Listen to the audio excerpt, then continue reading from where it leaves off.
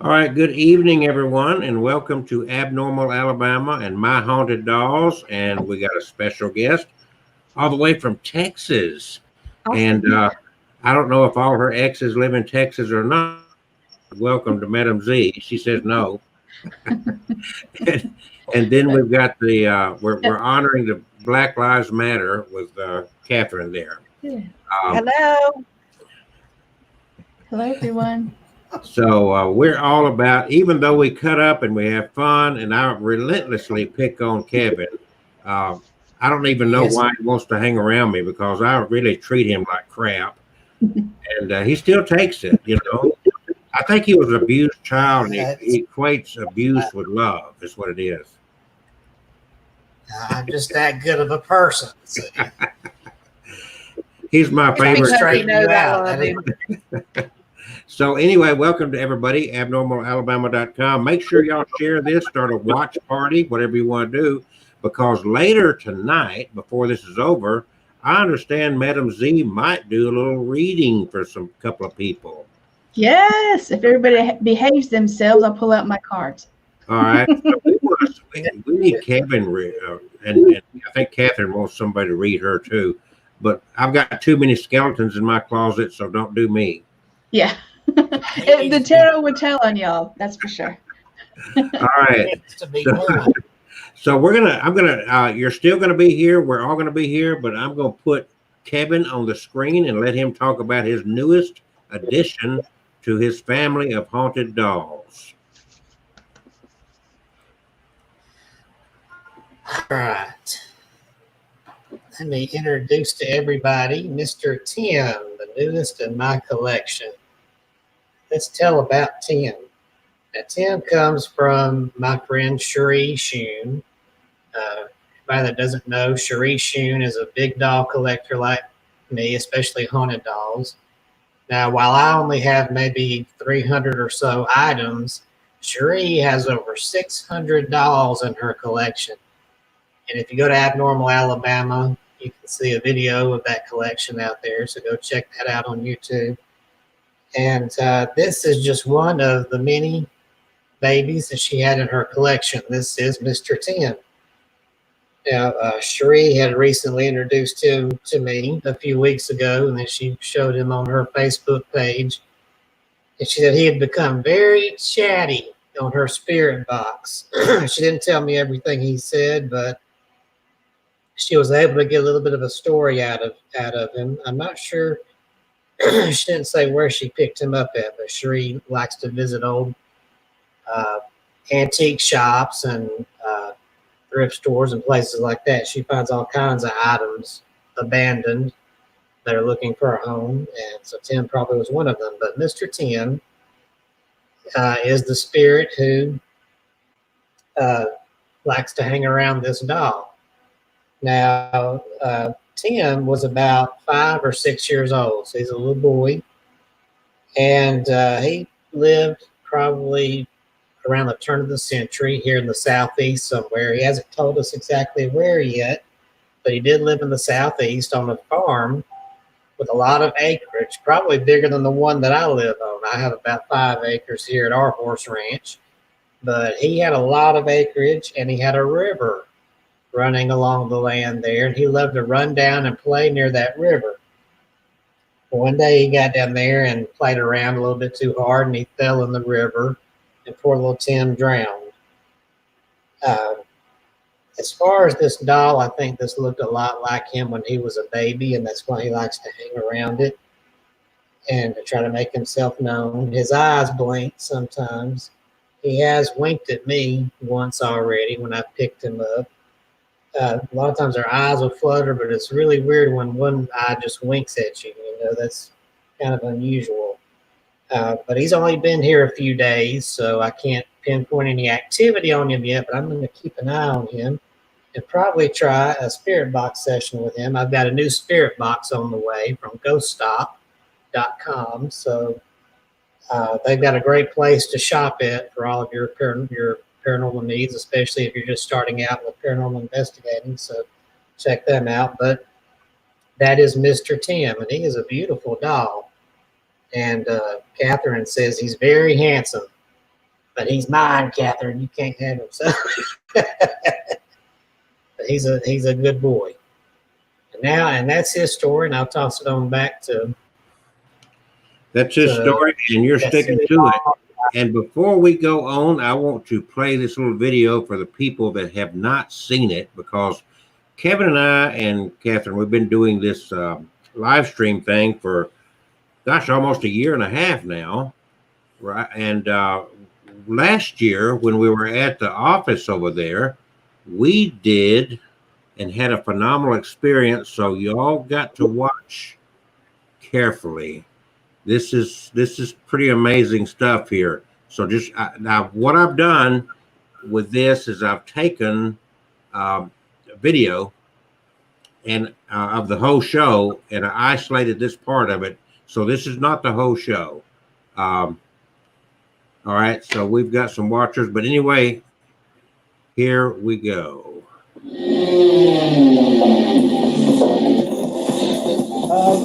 had recently went up to West Virginia to the what was it called, the Afterlife Museum, the archive of the Afterlife Museum. That place was really interesting. They had all kinds of dolls that were haunted, that were supposedly haunted. They had death masks. They actually had the cap they would put on death row inmates when they got the chair. I mean, it was bizarre, and I thought, yeah, like 20 seconds ago, I thought, yeah. I ignored it because I thought it was This one right here, what? I was green. Yeah. I was just kind of sitting there, kind of I'm just trying to find. yeah, Okay. I thought it was kind of good. You want to take that home with you? As long as it's temporary. They had death masks. They actually had the cap they would put on death row inmates when they got the chair. I mean, it was bizarre, and I thought, yeah, like 20 seconds ago, I thought, yeah. I ignored it because I thought it was And we're going to build a museum on it.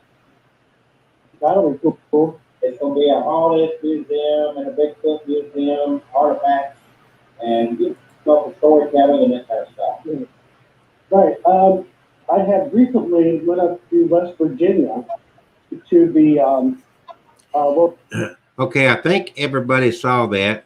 I made it a little bit longer than that. Let's see. All right. So that was our haunted doll experience that happened right on this show back last September. And Kevin was freaking out, it's like, ah. And I didn't see it. I was looking at my computer, and Kevin sitting next to me and like, ooh, what's happening? So anyway, that kind of gets us in the mood for everything we're doing tonight.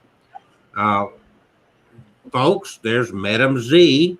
And let me see here. I had something set up to talk about her.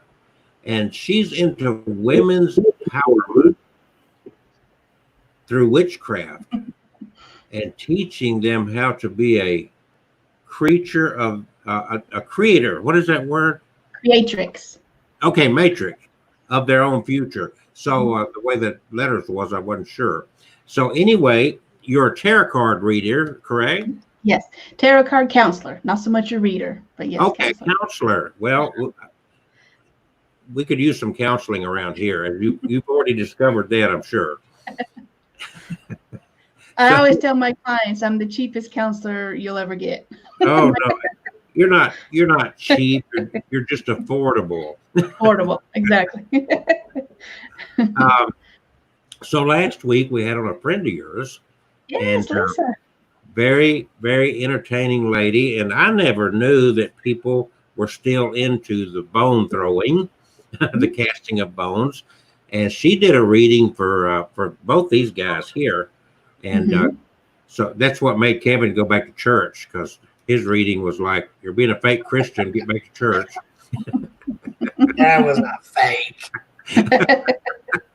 So next thing you know, Sure. after that reading, he started posting all kind of scriptures on his Facebook page. So anyway. thank you very much, Mr. Clean.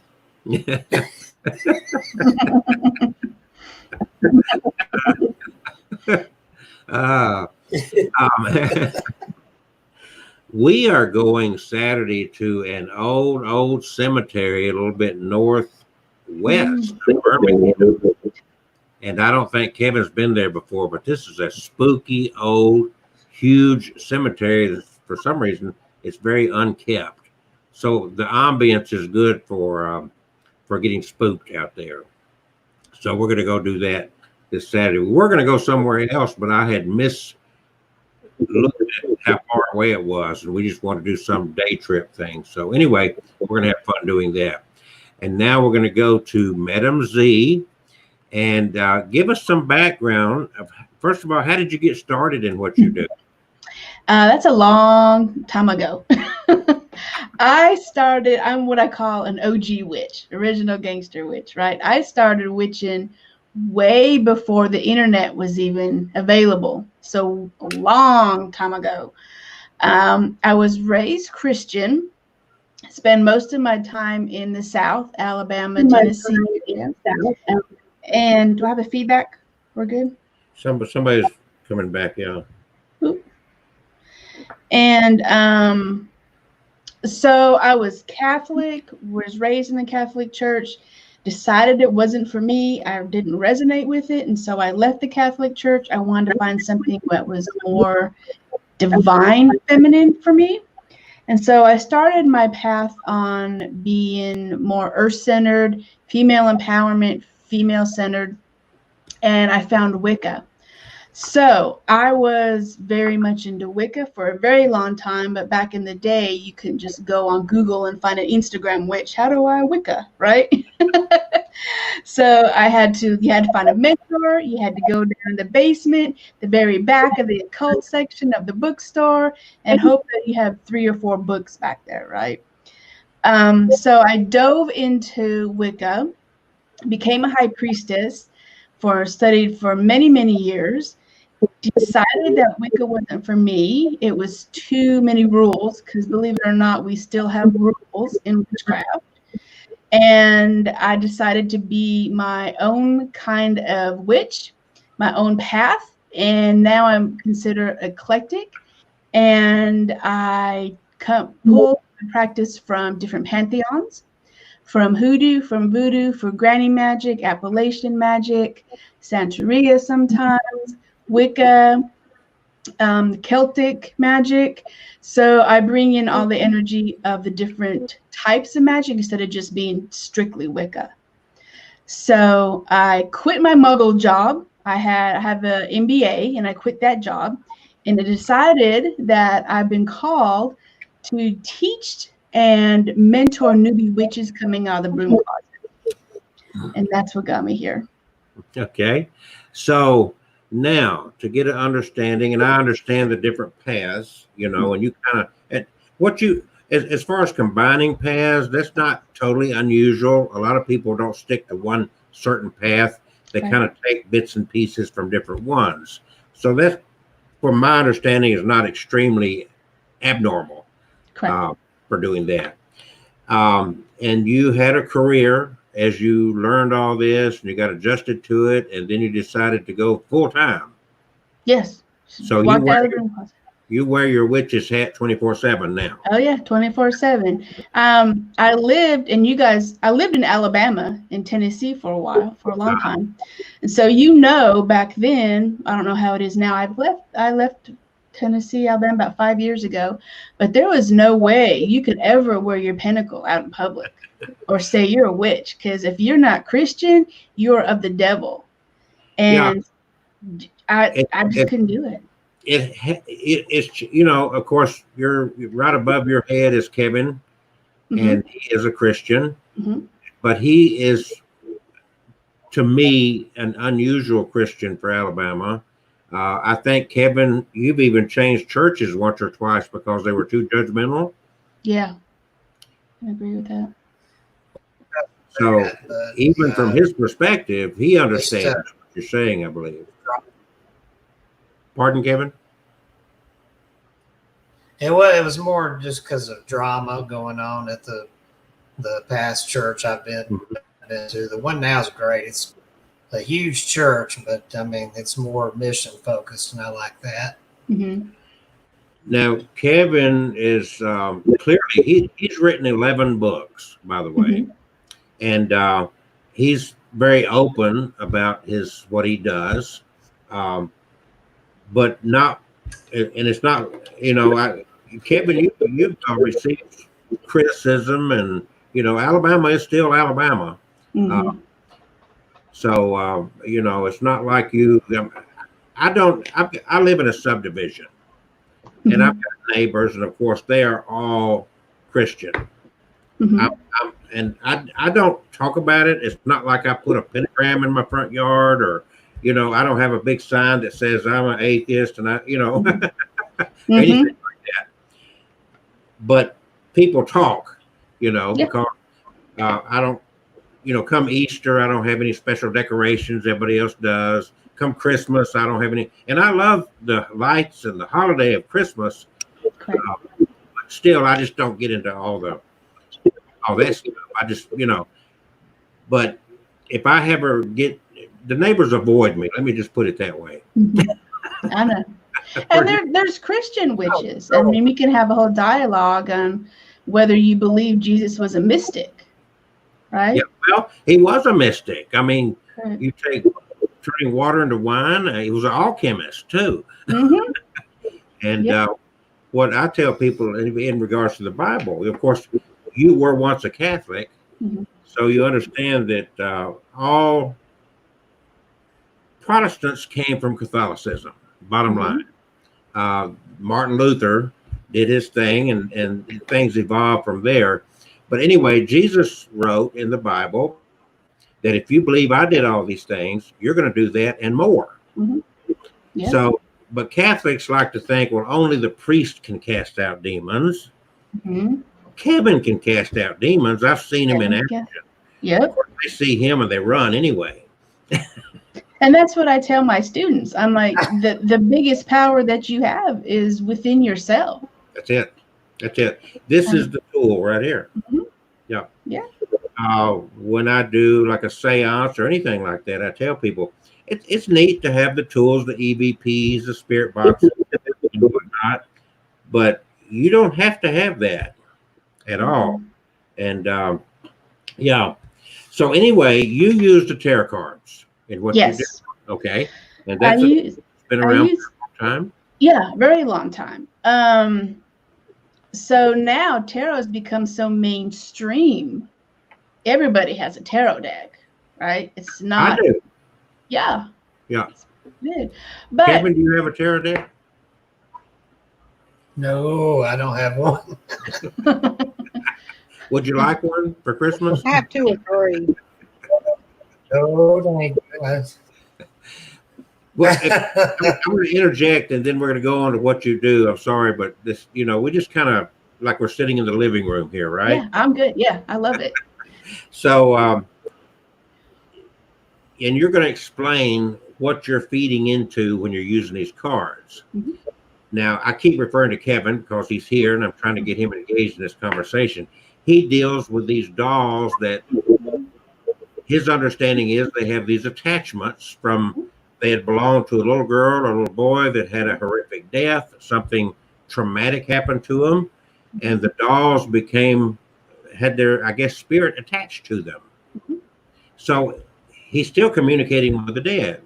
Is that a good interpretation, Kevin? Yeah, pretty much. Okay. Why are you talking and your lips are not moving? Ventriloquist. Probably because it's freezing up. Yeah. Ventriloquist, don't you know? So, and I tell all these ghost hunters, it's like you're trying to communicate with the dead. That is exactly what you're doing. Now, I know from my experience in Christianity that a lot of Christians will say, "Oh, you don't want to do that," and I'll say, "Well, do you pray to Jesus?" And they'll say, "Yes." I say, "You're praying to a dead man. He's now in a different realm, but he did die." Exactly. Yeah. So, but anyway, so now to tie that in with what Madam Z does, when you read these cards, Mhm. are you getting feed from spirit? Is that where you're Yes. getting, like a Christian would say, you're being guided by the Holy Spirit, you're being Mhm. guided by spirit. Correct. I call in my ancestors, my guides, and also my spirits to come in and give me the most correct answer that I need to know to give to the client. Sometimes I don't even know what I'm saying. Sometimes I'm like, this doesn't even make sense to me, but I'm going to tell you what it says. And then oh, yeah, that's my Aunt Jackie. Or because you can use tarot for spirit communication, for mediumship, for speaking to ghosts, and not just for, oh, is my boyfriend going to come back or leave his wife kind of thing, right? It's not, it's more transformational now than it is like predicting if someone's going to get pregnant or if they're going to leave their husbands or so. You can use tarot for more than just divining. You can use it for spirit connection. Okay. Now you said, correct me if I didn't get this right, but you said that you are a tarot counselor. Mm-hmm. Is that the right wording? Yes. So explain exactly what you mean by that. A tarot reader is like Miss Chloe. Does everybody remember Miss Chloe? Oh, yes. Yeah, that's a tarot reader. A tarot counselor will tell you what energy is surrounding that card, why you're not moving forward, what your blocks are, what's keeping you from being stuck. And they'll give you an action plan. They'll pull a card like, what is the next thing you need to do to get out of your situation? What do you need to focus on? What is, your blocks? Is it childhood memories? Is it what we call cords from a past life that needs to be cut? Is it regression that needs to be done? You have ancestor wounds that need to be healed. So it will tell you more of what you need to do to move forward and get out of being stuck than just say, oh, when is he going to leave his wife so he can be with me? Or does he love me? That kind of thing. So last week, when your friend Lisa was on the show here and she does the bones, when she went through that, I recognized that even though she's using a different tool than you, it sounded almost the same. It is. Okay. Mhm.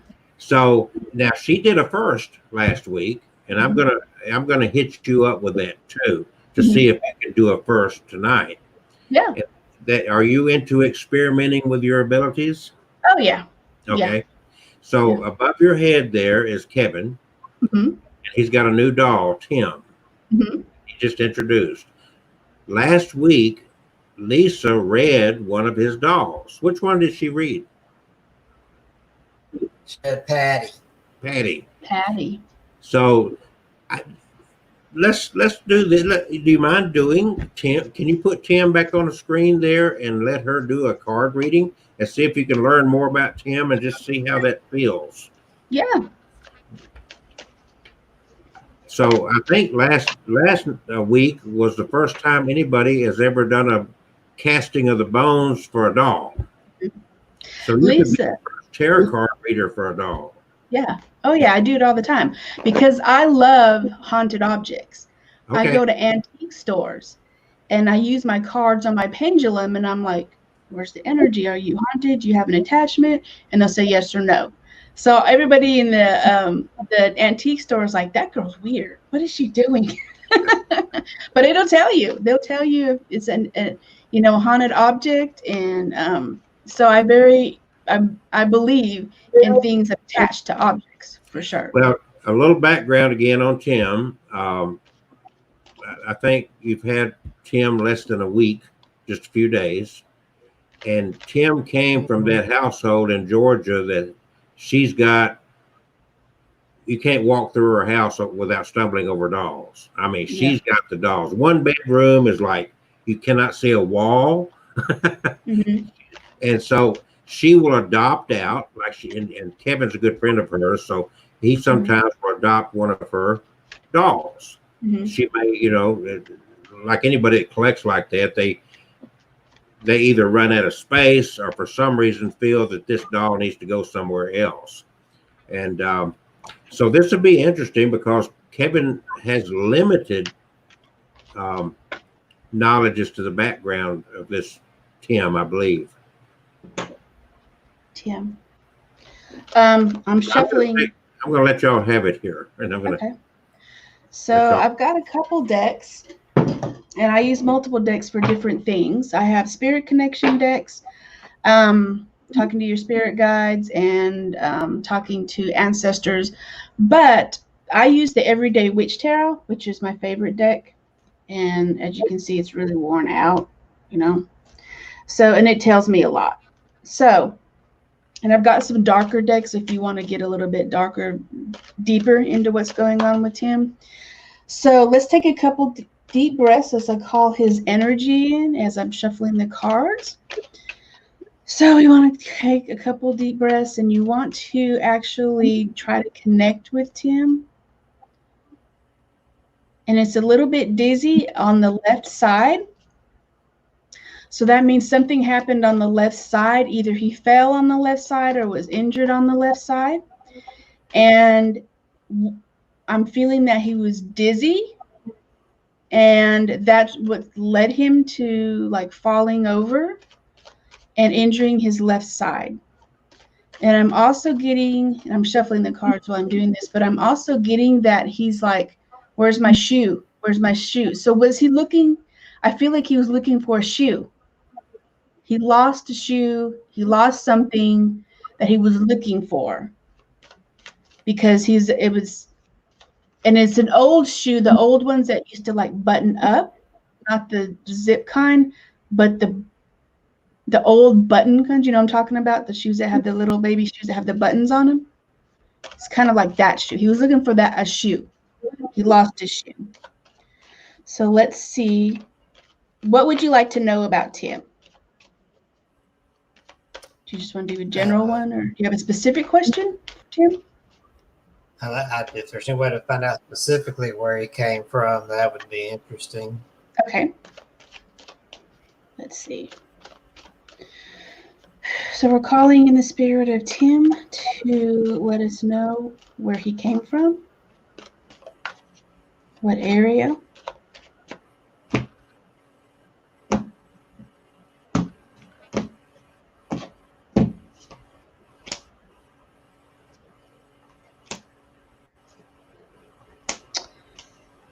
Well, I'll tell you one thing.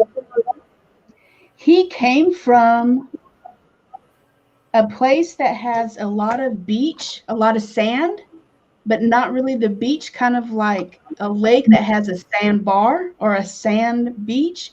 Not necessarily like a beach like the ocean, but like that like a, I don't know how to say this, but like a forest that has a beach kind of lake, kind of more like a lake that also has water, but also has sand and also has a lot of land on it. So it's probably something that has to do, or the area not like beachy, but has a lake that has mountains and land and has like a sandbar kind of area. So it's kind of woods. It's not so much like beach like we talked about, because I do see trees in there, but I also do see a sandy beach. So he did come from that area, but I'm telling you, his parents looked for him for quite a long time before they found him. Especially, he was a probably an only child, if not the only boy, and was very, very close to his father. And his father feels like he was responsible for Tim's death in some fashion, because in this tarot card, you can see like he's very like distraught, right? Looking for him. This is his father looking for him. So he was very close to his father. And for some reason, he was either the only child or the only boy child of this family. Okay? Does that make sense? Yes. Okay. So that's why it was very devastating. They looked for him for a long time. But I'm getting like a lakefront, beachy, woodsy kind of area of the United States. Let's see what else comes up. Okay.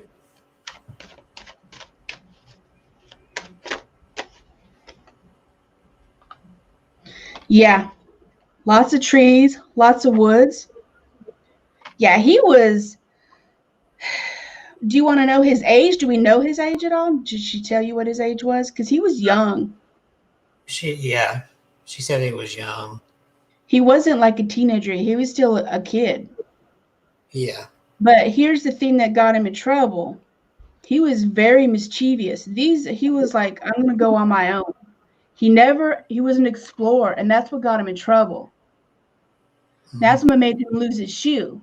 Because he was out there screwing around in the woods, playing around, finding his own thing. And that's why his dad lost him, because his dad was like, I should have kept an eye on him. But before he knew it, he was gone out exploring. He was never a kid to like stay.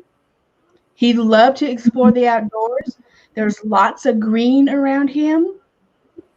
He believed in like exploring, doing his own thing, very curious. So, very playful. So he's going to play tricks on you. Very sweet, very kind, but very mischievous. Okay? So if you find where your shoes are like missing or your shoes have been moved, that's him. Oh, okay. Okay?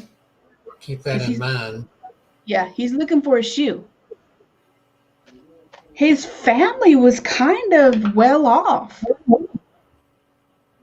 Not like royalty, not that kind of well off, but they had money because he has a lot of pentacles around him.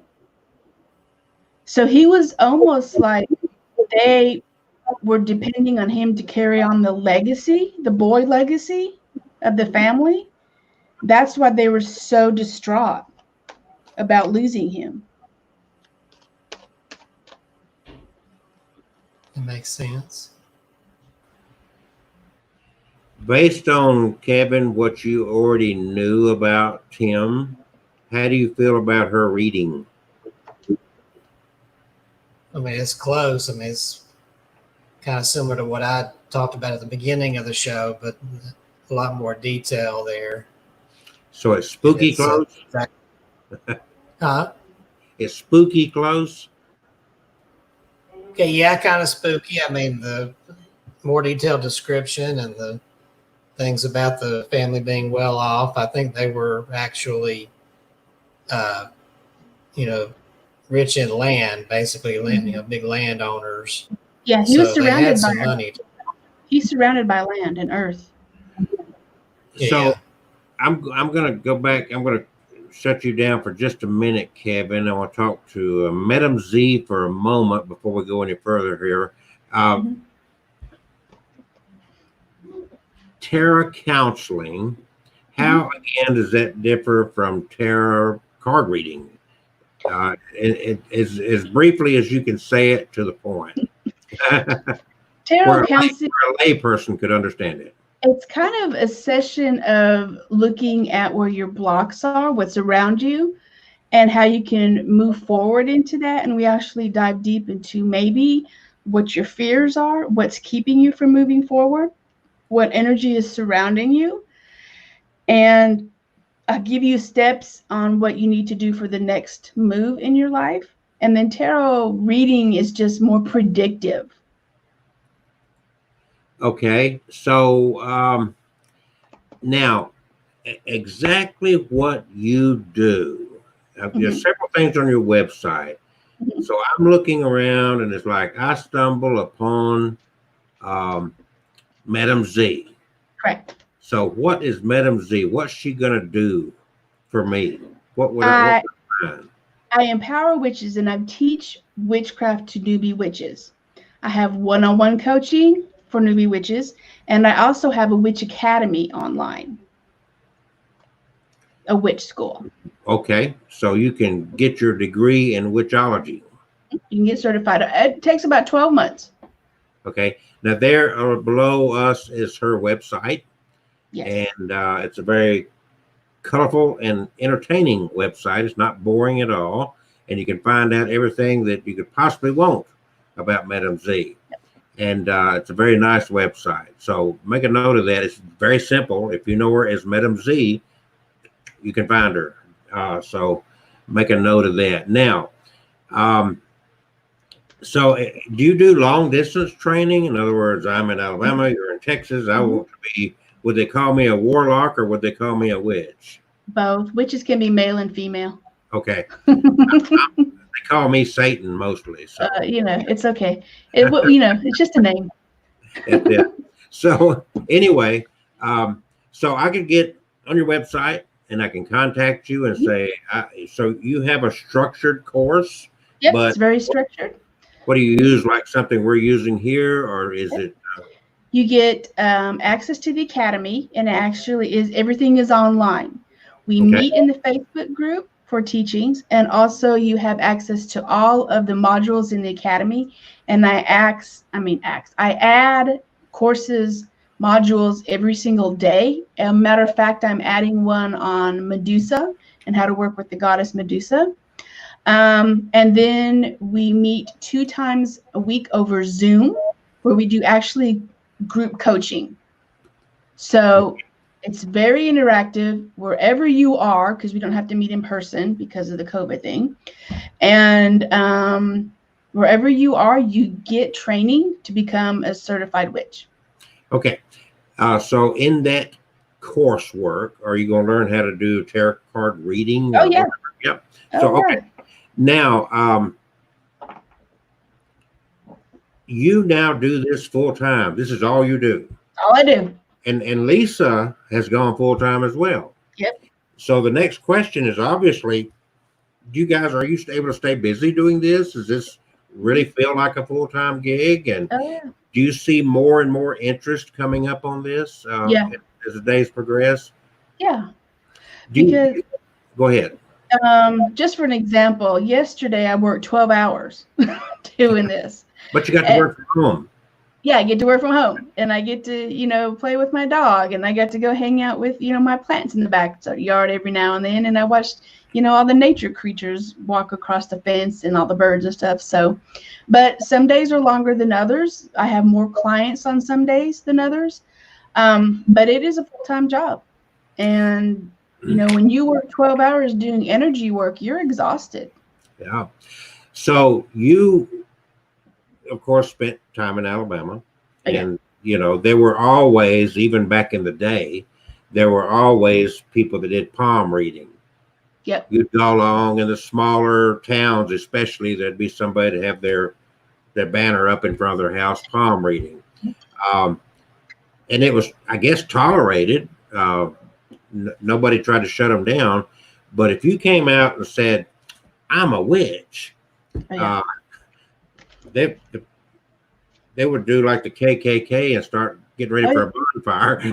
Exactly. They'll burn crosses. You'll be shunned. You'll be burned at the stake. You won't have any friends. So, yeah, because I worked in colleges. So I had a very public job.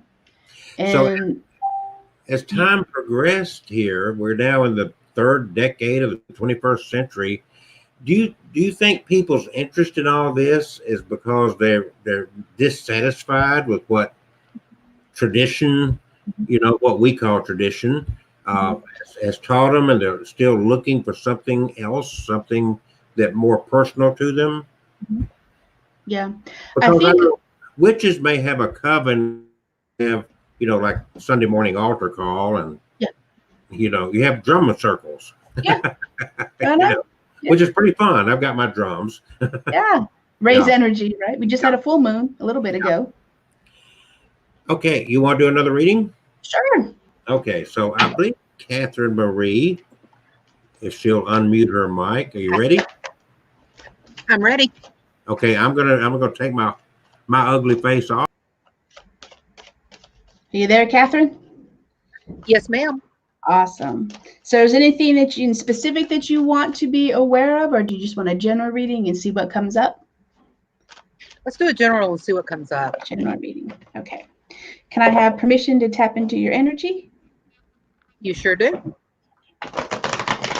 So, Catherine.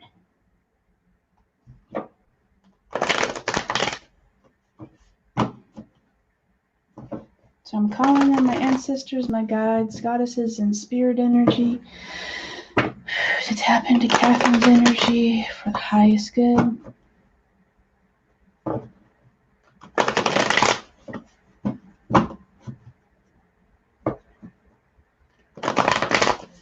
All right, let's see what we have. And I always cut the deck 3 times. It's just my style. I'm a witch, so I do everything in 3s. So we're just kind of superstitious like that. Oh, how's your love life? Do I have to tell all your secrets on here? There.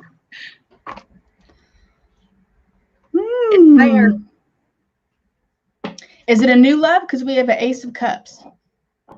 No, it's been a long time. Did you rekindle like a new feeling of a connection with this person or something? Because the Ace of Cups is a brand new connection with someone. Not that I'm aware of. There's someone. It's a family member. Let me think about it for a minute. It's someone that, this is the Ace of Cups. So cups are about emotions. So it's about a new spark, a new beginning, a new connection with someone. Okay. And this is the 8 of Cups. So this is about leaving this person at one point. So during this connection, there was a point in time where you just walked away from this person. Okay. And now you're coming back together. Let's see what else comes up. As I drop all my cards. Your family life is good. Your family life is stable. So you have to worry about that. You're itching to travel. I'm itching to travel. Yeah. This is the 2 of Wands. 2 of Wands are about choices. So the 2 of Wands are about passion and moving forward. And this is you trying to decide if you want to take a risk and do this, or if you want to stay in your stable environment. Usually it's about traveling. Usually it's about going places or making the next move. So you're trying to decide whether you should make this move in your life or not, because it's going to cost you money. And you can't figure out if you should spend this money or not to do it.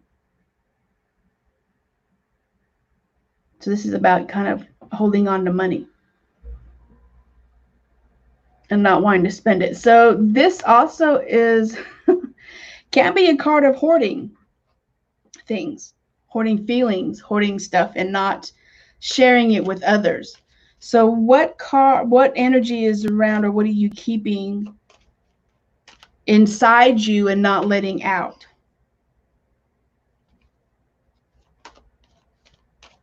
Probably everything that went on last year. Mm-hmm. Did it have to do with somebody? Myself. I had a lot of surgeries last year. I've been really sick. Mm-hmm. And I have a lot of anger toward the last surgery that I had. Mm-hmm. Because it took away my possibility of ever having children again. Mm-hmm. So I have a lot of anger toward that. Yeah, because you walked away from the possibility of that. That's what it is. You walked away from the possibility of the family. So here's the thing with that, though. This situation where you're at now has brought you closer to your family, to your relationship, to your significant other, for sure. So it's created a stronger bond. But then it makes you decide, makes you want to figure out what your next move is, what you need to do, how you're going to handle that. Should you stay or should you go? do. I mean, it's COVID, so you can't really travel so much, but you're kind of thinking of what if, because you can see this person's kind of daydreaming a little bit, right? So you Right. may spend a lot of time daydreaming. Yes. Yeah, instead of taking action. But you're trying to decide whether you should take that action or if you just should just fall back into what's given to you. Should you move forward in something that you want to do and to create, or should you just accept it and just live in your safe little bubble? Because you're very protective of yourself, who you are, your feelings, your family. It's almost like you build a fortress up so no one can get in. I would have So, to agree. yeah. So sometimes people find you a little bit, and not in a bad way, because it's just self-protection. They find that you're a little bit not very warm and fuzzy sometimes, kind of cold or hard to get to know, because you have kind of a wall up, which is just for protection. That's really all it is. Some people may say that, she's a little bit hard to get to know sometimes. So you're not an open book, right? You still have some secrets. You're still not being truthful with everything, and you're not letting, the whole world see your dirty laundry. You're still keeping a little secrets. You're still keeping things to yourself. You're not, you're poker facing it. You're not showing your hand. You're keeping your feelings really close to yourself and really close to your heart about things that are going on. Okay, this is the 6 of Pentacles. This means that you need to ask for help, for guidance, for assistance. And the reason why you're not doing that is because of your pride. Okay? So you're feeling like you're almost by yourself. There's only 1, 2, 3, 4, 5, 6 cards, and one card is the family card. So you're feeling like you're really by yourself in all of this, even though you do have the support. You just feel like you're by yourself. And sometimes a little bit of a depression might creep in with this. So you need to reach out to your family, to the people who love you.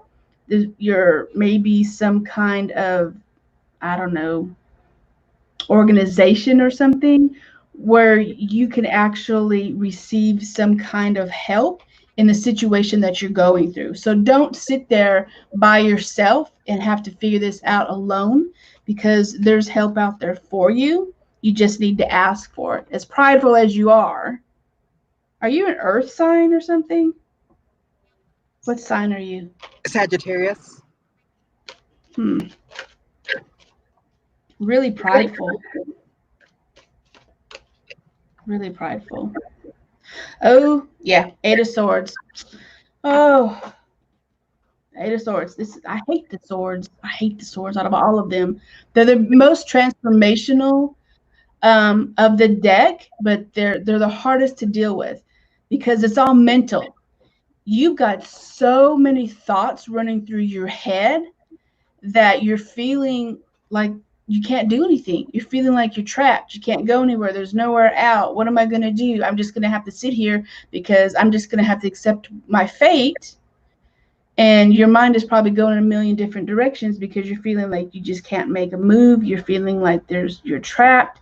The situation isn't going to get any better, right? And there's something that you need to face that you just don't want to face. You have to rip the blindfold off and just deal with it head on. Face it. Is it a fear that's coming up for you? I'm sorry. A fear?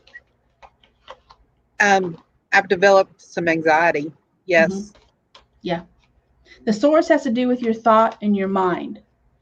And what's going on, their thought process and, anxiety. Remember we said about a little bit of depression? Yes. Yeah, that's going to be coming up for you. I'm not surprised, especially since we pulled some swords and the cards are telling me you're feeling like you're alone in this whole thing when you're really, truly not. So I want you to know that you're really not alone. And there is people out there that will help you. You just need to reach out, because I know that you're super prideful in it, and you feel that if you ask for help, then it's a sign of weakness, and it's not. Okay. Okay. So let's look on the next thing you need to do. Does that make sense to you?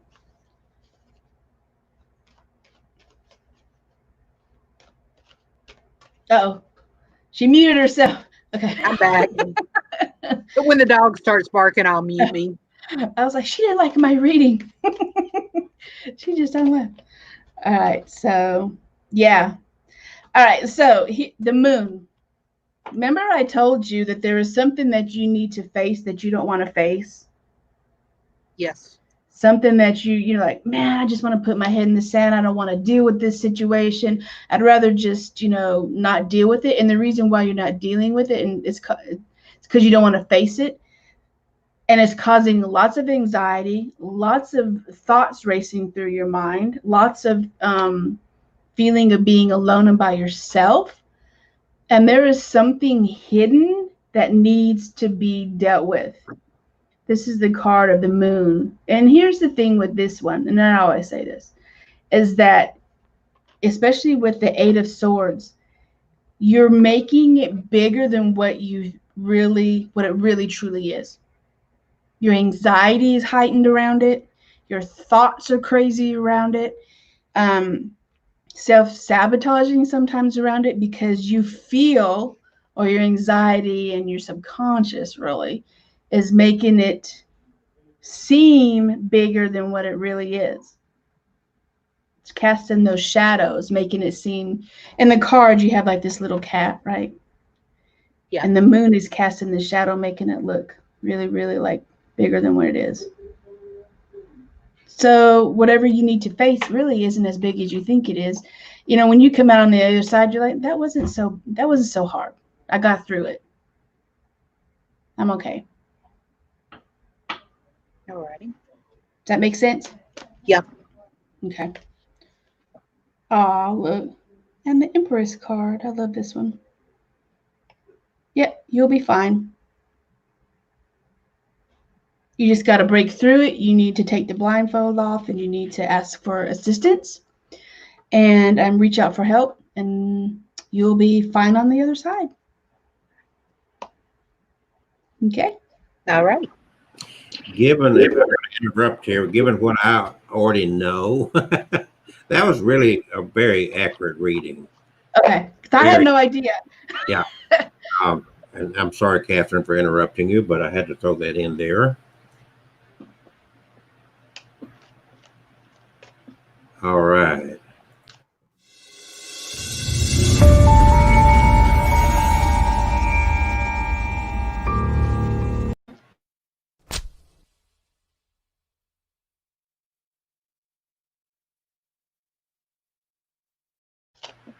We are at the 1 hour mark, and we have been going on. We started out with Kevin and Mr. Tim.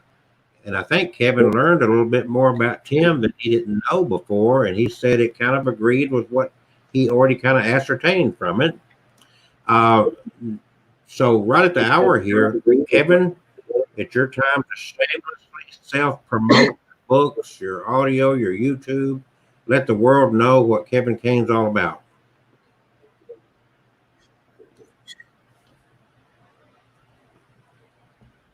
All right, myhauntedDolls.com, right website, myhauntedDolls.com, myhauntedDolls.com, myhauntedDolls.com. Go on there and check out the shop. Go on there and check out myhauntedDolls.com. And I've got all your stuff in autographed copy and paperback. Now, There's 11 of them out there, so you've got plenty to choose from. Some of these Some of the people what? here tonight are not familiar with your blood book. Have you got a copy of that with you? Well, good grief, I've talked about it every episode. I don't have a copy of it, but He's got Crimson. this girl Oh, here yes, I'm sorry. and Lisa both have brought new people to us. Mhm. Yep. Lisa's my sister circle. We met in Alabama. Yeah. Okay. Uh, yeah, Crimson the Blood Painting was my novel I wrote, and it's available on paperback and ebook, but it's also an audiobook. It's my first book to make it to audiobook on Audible and iTunes, Amazon, performed by Lynn Thomas, a wonderful voice actor. Crimson the Blood Painting is a novel based on an actual haunted painting from Salem, Massachusetts, that is right here in my home, and it had such a creepy story that I just had to write a whole book about it. It's a fictional novel, but based on the actual painting and legend. So, yes, please do check that out if you haven't heard about that yet, and you can get an autographed copy at myhauntedDolls.com, Now, what's the or name you of just that? want to go on Amazon or Wait books. a minute. What's the name of that website again? My Haunted Dolls. myhauntedDolls.com. Right down there. All right. So I believe you're working on your 12th book already. You have the sequel to my haunted collection book. It's called My Haunted Collection: The Dark Side. So there'll be some. This will be about the creepiest, scariest items in my collection. So, All right. still working on that. Hopefully later this year. Just so everybody know, I did not instantly get sunburned, and my blood pressure did not go up. The lighting made me turn red. It went haywire. That's the evil coming out He's a of it. human tomato. The devil. He's a human coming out in tomato. me. Yeah. Last week, and I'm going to do a plug for Lisa Luna, and there's a book that's going to be published with her. And I did not know. I knew about bone casting bones and throwing bones. I just never knew that people were still into that. And this lady has got an awesome book. I've held her copy of it in my hands. She's still editing it. And if you're interested in this kind of subject, she does a heck of a reading. And Madam Z, what is her website again? You don't know, do you? Lisa's Yeah. AtlantaMoon.com. Yeah, that's close. AtlantaMoon.com. Yeah. Not Atlanta, but Atalanta. Atlanta. Yeah. I'll see And, if I can find. Okay. Now, while she's doing that, here is my most interesting book right there that's found on Amazon.com, or you could purchase it directly from me, Dating the Dead and Spectrophilia. And it's a interesting book. I did a first version of it. This is the second version. It's about twice as long, and it's about our humans and dead people and interesting things. If you don't know what spectrophilia is, you need to look that up as well. There's even a story in there about, it's kind of X-rated because we're talking about sex with ghosts and sex with Bigfoot and sex with cars. It's interesting what people get intimate with. So I did not have to use my imagination with any of that, but that is on Amazon.com. All you got to do is go to their search engine and look for my name, and it'll pop up. Or go to Abnormal Alabama, or actually you can go to datingthedead.com. I've got a whole website for that. Okay, at AtlantaMoonfire.com. Correct. I dropped a link in the chat. Yeah. And thank you for sharing that. All right, now you feel like, can you do another reading? Are you having fun with this, or am I wearing you out? No, you can. I'm going to introduce somebody here, and Kevin, I'm going to make you disappear, but you're still going to be here. Everybody knows this girl. A year and a half ago, we hosted a Bigfoot paranormal convention at a castle in Shelby, Alabama. And this young lady here, she came to my office, did a lengthy interview with me. We talked for hours. And then she spent the day with us and did a little mini documentary about what we do. And so I want everybody to welcome Amanda. Hey, Amanda, welcome. Hi, thank you And so much. Hey, yeah, man. she is a little. You've heard the old saying that pack dynamite in small packages. Mhm. She's about this tall, and but she has a personality that fills the house. So That's so sweet. Thank you. I chatted with her a little bit, and we're going to get together with her because she's got this very wonderful guy that she's in love with, and we want to meet him, make sure he's got our approval. But she told me a year and a half ago when we met, and she videoed all this stuff. I got through, I've got a PhD in theology, and it screwed this up right here, as if it needed any more screwing up. That just finished it off right there. And so we got through, and she looked at me and she said, "You're woke." And I thought, well, I've been up all day. So anyway, I'm gonna disappear, and I'm gonna let Madam Z, Amanda. This is Madam Z, and I'm not even going to pronounce. I never could pronounce your last name, so Cram-a-body, like cram-a-body in a trunk. okay, crap. That is apropos. That's fitting. Speaking of that, I just read an article on the news. I never watch TV. I read my news. That in a subdivision down in Florida, a guy's jogging and on the road found a human head. Ooh, Mm. So anyway, wow. The bitches did it. all right, Madam Z. Yeah. She Ready? is all yours. All right. It's Amanda, right? Yes. Okay.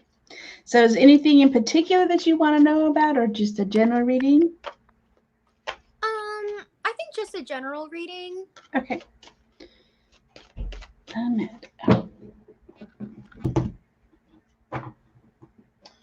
So we're calling in all of the spirit guides and ancestors and guides connected to Amanda. Cram-a-body. I love that name. Thank you.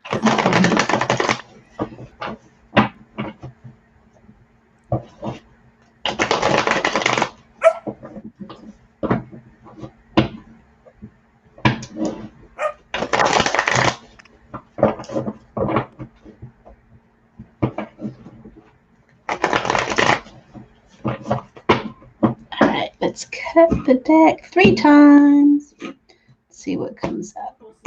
Start with 3 cards and then we'll pull some more cards. Okay. Oh, everybody's getting a walk away card today. Let's reshuffle because these are almost the same. Well, let's not. Let's just go with it All and right. see what comes up. Madam Z, Yeah. I want to make sure you understood that she works with AL.com. Mhm. So you're sitting on massive exposure right here. So do her a good job. Oh no, no pressure. No. You're totally fine. Don't think about that. Oh, no, I'm nervous. Okay, so we have the 8 of Cups, and we're going to dive deeper into this one. So there's a situation that came up that you recently left and walked away from. Okay. So you kind of figured out there's nothing more that you can do. You kind of left it. It's not like it was a bad blood kind of thing. It's just like, I just can't put any more energy into this. It's not serving me. It's just time for me to just leave. So what situation is that came up with that? Because I feel with the Ace of Cups around it is probably a relationship with someone. Not necessarily love. Not necessarily love. Right. When you say recently, would that just be like within the past couple of weeks, or could that be like within the years, or? Probably within the year because I don't have a time frame on it because the energy is still there. So it could have happened a year ago, but as far as energy, you're still dealing with that. Right. Well, I've had some roommate troubles, but I think the main thing that I still deal with now is the relationship with my family. and having to choose to separate myself from that a bit. Yeah, which is the Ten of Swords. So Okay. you're going to completely sever ties with this. And Okay. there is one particular person that you feel wronged you and really just betrayed you and just really, really devastated you and just really hurt your heart. It's like, Yeah. it's a deep wound. Yeah. Like I said, the swords for me are the hardest to deal with, right? And it's just like, man, that's the knife cuts the deepest, Oh right? yeah. And it's so interesting. Like even today I was reading a book that just like helped me deal with trying to forgive. Correct. Because that's so hard when something like that happens. Yeah. This was someone that's very close to you. Yeah. And that's why it was very devastating to you when this happened. Mm-hmm. But the good thing about that, even though it's, it's a 10 of swords, aces are beginnings, tens are completions. So the good thing about this is that you're at the end of feeling like this. Okay. So that's the good thing about this card. You're like, oh my gosh, okay. Now I got to pick myself up. Now I know what the true intentions of true colors of this person was. Now I just got to pick the pieces up and move on, lick my wounds. And now it's just time to move on with that. Okay. So that's a good part because now good. you're not going through that anymore like you were before. Mm-hmm. The shock of, oh my God, this heifer over here tried to. Right. No, it is super shocking and it's a huge betrayal. Correct. And it hurts. Yeah. But you just kind of have to let it go, I guess. Yeah. Move on, move forward. I mean, the wound will always be, and it's what I always tell my clients. The hurt and the scar never goes away, but it slowly closes. But you will always have that scar. Mm-hmm. So it's going to be a part of you forever. Okay. And you will always remember that. Yeah. But it's not going to be as devastating for you anymore. So that's a good thing. Right. That's a good thing. So let's see what comes up. Oh, this is a good one. Wheel of Fortune. So have you been feeling stuck for a while? Because things are moving. Yeah, I feel stuck. Okay. So know that things are going to be moving for you in a more positive direction. Good. The I call it Wheel of the Year, but it's not. The Wheel of Fortune is about things changing for you for a more positive light. You've probably been feeling like, shit, is it ever going to change, right? Mm-hmm. When is this stagnant energy going to move? When am I going to get my break kind of thing? Yes. So know that the energy is shifting for you, and it's going to be shifting in your favor. So that's really good. So be ready for some. Good. Yeah, I'm glad about that for you. Yeah, thank you. You're welcome. Let's see what else. Oh, we got a jumper. God, you got a lot of major arcana cards so far. So what have you been working on really, really hard to manifest? Is it a move or is it I feel like it's a move or a book or something. A move or a what? A book or something. You're manifesting something. You've been working hard on this. I mean, what have I been working really hard on? I've been working really hard on just trying to be a better filmmaker. Okay. And on the videos that I do, every video I do, I'm just working really hard to try to make it better and better. Mm-hmm. I would say that's probably what I'm working the hardest on in my life. And then the second would be just self-improvement in general. Just trying to become my whole better self. Correct.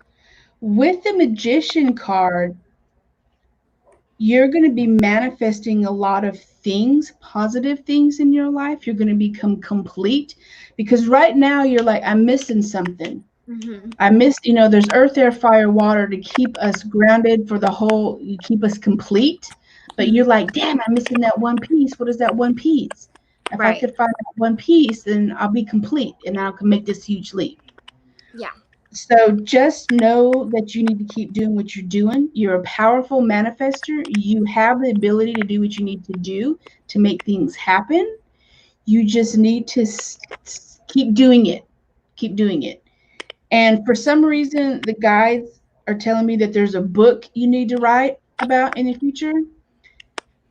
And it's a technical book, and it's about filming or film writing. It's a technical, and I hate technical books, but but it's a technical book for you in your Okay. career. So Okay. keep that in mind. Yeah, I will.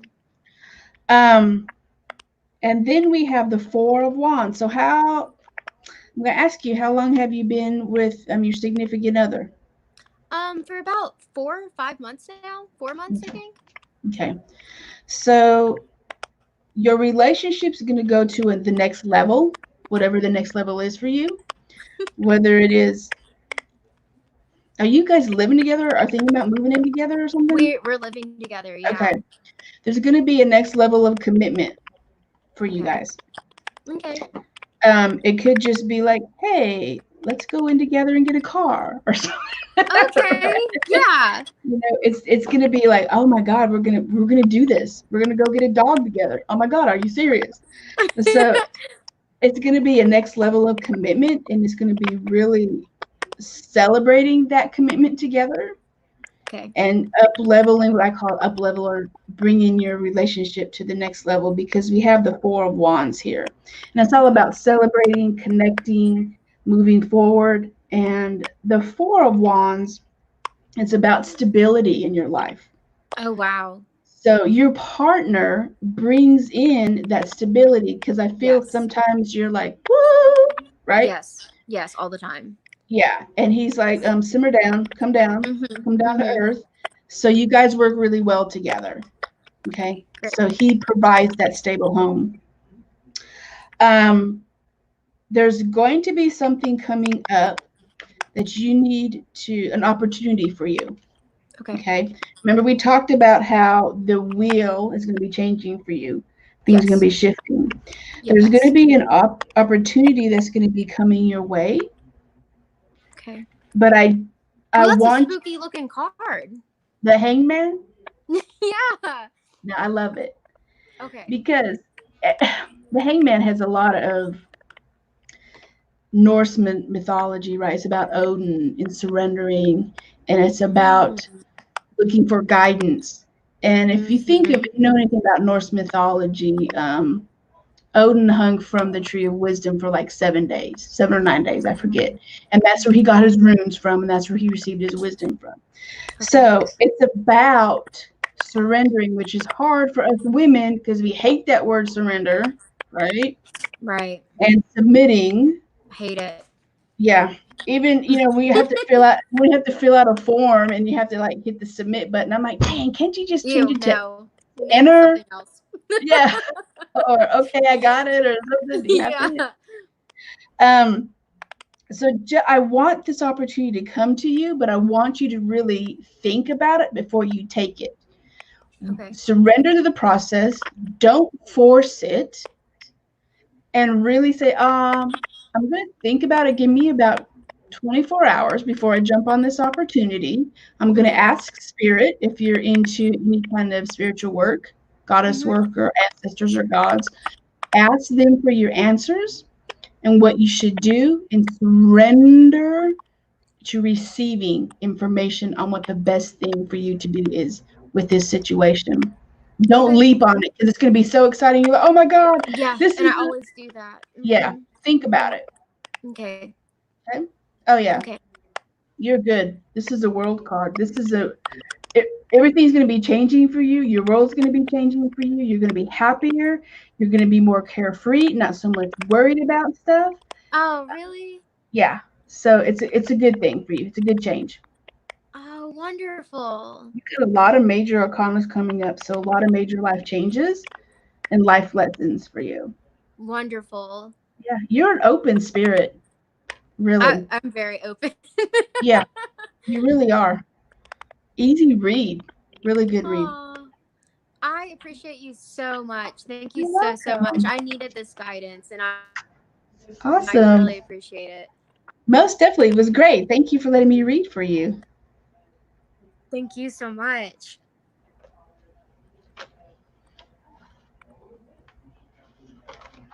Uh-oh, we froze. Oh, no. I don't know. We're still here. It's just us. It's just us. Well, we can keep talking. I know. Is Kelsey Mic talking? muted. Oh, there he goes. There he goes. Kelsey's muted. I had my mic muted because my phone was ringing. That was an awesome reading, huh? Yes, it was Yeah, great. that was awesome. And I think all of them were. Mhm. And Amanda and I had a nice little private chat. We've got to get together and continue a conversation we started a year and a half ago. Yes, we really do. I would Yeah, love and that bring so bring much. Tyler into it as well. Yeah, I Yeah. will. Tell him I may look like Satan, but I'm not that, over the top. Can I show The them? lighting made me turn red. I've got some lighting There he issues. is. Hey, yeah. So he got to listen to your reading. He did. I don't know if he actually listened. He's on his computer, but I felt like it was just me here, except for the dogs got a little annoying, but Oh, it's all good. yeah. So, Madam Z, I don't want to take your entire night to do free readings for people. I've got your website flowing along the bottom of the screen there, right under myhaunteddolls.com. Kevin, what was the name of that website again? myhauntedolls.com. myhauntedolls.com. Right up there. Okay, Amanda disappeared on us. She went black. I know. I went to get her website on my phone so that I'd have it. We've got. Let me invite some trouble here. We've got about 40 or so minutes left. Yeah. So Kevin and I spend a lot of time on these live streams, telling stories, legends, and that sort of thing. So now with this present crew of people up here, Amanda, all of you guys, do any of you have a good story you would like to share? It don't matter, any paranormal, any spooky, the White Thing, or Slender Man, or Black Eyed Children. Kevin's always got haunted doll stories he can share. Spooky story. So Madam Z, I'm calling you Madam Z. I'll leave it up to you to give your real name if you want to. It's Susie. It's Susie. I'm sorry, you're cutting up a little bit. Say that one more time. Who, me? What's me? Who are you talking to, Amanda? I don't know if my speakers are messed up. Can you hear me? You got a loose connection because your voice is really crackling up now. Mm-hmm. I can't. Now you're sideways. Let me turn my mic off and then back on, maybe. Yeah, why don't you do that? I think you got a poltergeist over there. Mm-hmm. I can't figure it out. I don't know what's wrong. Okay. So I tell you what, let's start with Madam Z. You've done a lot of work with a lot of people for roughly how many years? I've been doing this for 25 plus years. Okay, so I'm sure within that 25 years, what is I'll be right back. I'm gonna exit out. Okay. What'd she say? I'll be right back. You can try to Sounds fix it. really weird. Hold on. Okay. So, Madam Z, what is, in your memory, the most outstanding, strange, phenomenal thing that you've experienced in those 25 some years?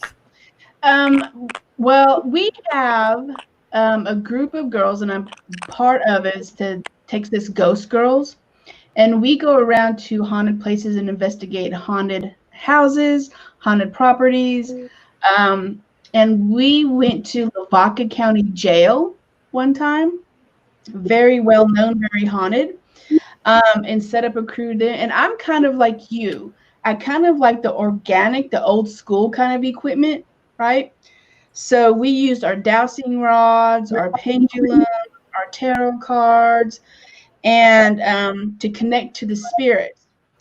Now, Lavaca County Jail is like 1800 jail, and it was used until like the 1960s, I think, or something like that. So they had we went in there. They had a men's section and a female section.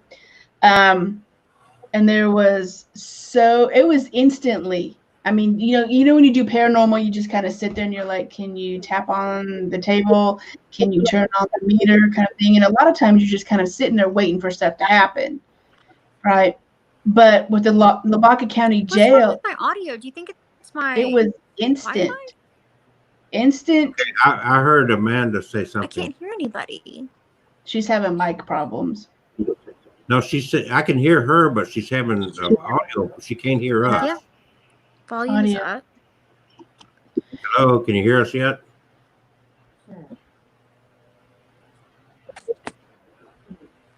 She's got some strangeness I going just can't hear anything. We need to close out the energy between us. Okay, But- go ahead. I'm But sorry. it was instant. I mean, it was call and responses. We would go into the jail cells and we would ask them if it was okay to go in there. We would pull our cards. How did you die? How do you feel? Lots of whistling, which was crazy. And back in the day when the sheriff's family lived at the jailhouse with them,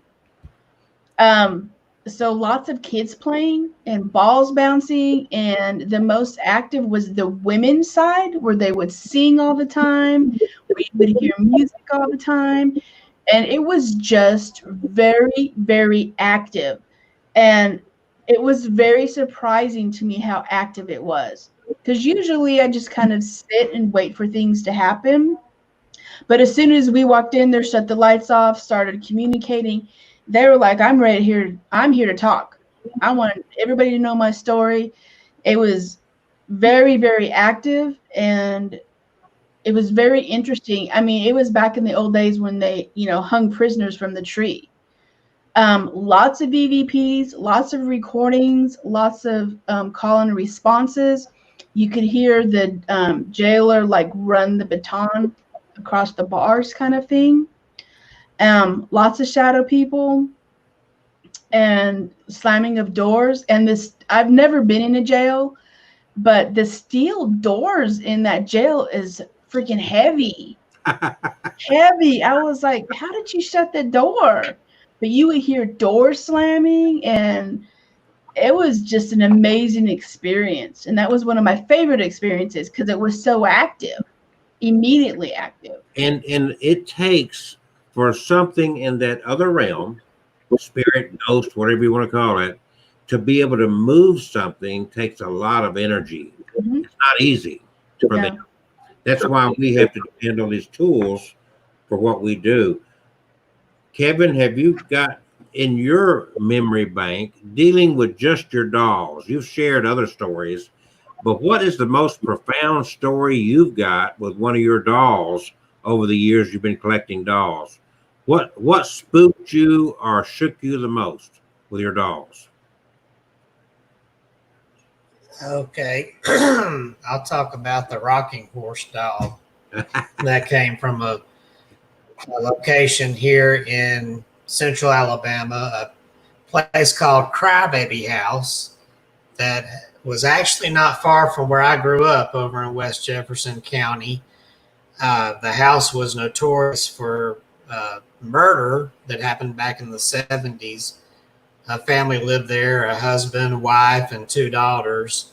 And I believe the husband worked at the steel company, the local steel company here at U.S. Steel, but I can't swear to that. But he did work here locally, of course, and they lived there. And something happened at work. He'd already been in a depression, being afraid to get off from work, and he actually did get fired. And something caused him to snap when he went home. He took his shotgun and went and shot his wife, went upstairs, shot both of his daughters, and then he went in the bathroom into the bathtub and put the gun in his mouth and blew his own brains out. And people who have gone by near that house at nighttime claim they've heard the gunshots at night. They've heard cries, which are kind of like the sounds of baby cries, but they think it's the daughters who are crying. They were very young, probably about 7 or 8 years old, around in there. And people have seen the ghosts around the house. They're going in the house and they've seen apparitions in there. Well, a coworker of mine didn't necessarily believe in ghosts. He just liked to explore in places, especially those with history. And he has a whole YouTube channel that does that. Well, he decided to go check out old Crybaby House just to see what was left behind. The current owner, who I believe is a relative of that family, will have nothing to do with that property. He left it abandoned. He doesn't want to go inside the house. It's just, to him it's negative, and so he just left it there. But he did give permission to my coworker to explore it. So long story short, my friend in there with his friend, they filmed a video. They didn't see any ghosts, but upstairs in the little girl's room, the roof had caved in over the years, and they found 2 dolls under the rubble. One was an Indian doll, which was broken to pieces beyond repair. But underneath a bunch of wood, they found this beautiful rocking horse doll in almost perfect condition. She had a little dirt on her, but no cracks, no scratch. There's no way that doll could have survived a roof caving in like that and not broken or cracked somehow. The Indian doll broke, but this one didn't. Yeah, I'm back. So the owner let him take the rocking horse doll, and he got in touch with me. He thought I'd be interested in it. So I said, okay, I'd love to have it. So his mother cleaned it up for him, and then he brought it to work and gave it to me. And I wasn't sure. I thought I felt some kind of energy with it, but I wasn't sure about it. I wasn't sure if the stories about Crybaby House were even true. But I get that doll home, and I put it in the doll room, and I shut the door so my cat won't go in there. And I locked up all my doors and turned on the alarm. I was tired. I was ready to get a shower and settle down. I went to my bedroom to start to get ready for the shower, and the house alarm went off. So I step out of the bedroom into the kitchen, look, just in time to see the garage door slowly swinging open. Somehow it had come unlocked, deadbolt and everything, and was swinging open by itself. My cat was just finishing running under the sofa. She was scared to death by whatever it was. And so I grab a knife out of the kitchen, like an intruder. I go through the house looking, and I get to the garage door, turn the alarm on, garage door back, and I start looking around that house with a knife. And I didn't find anybody. I get to the doll room, and just in time, I see that rocking horse doll gently rock, and then it stops. And that's when I realized, I said, there's a spirit with this doll, and it just made itself known big time. Mm-hmm. So, I speak to the spirit, and I said, I'm welcome here in my home. Just don't try to pull any pranks like that to scare me or my cat. I don't want her getting terrorized. But be yourself and have fun. And after that, things calm.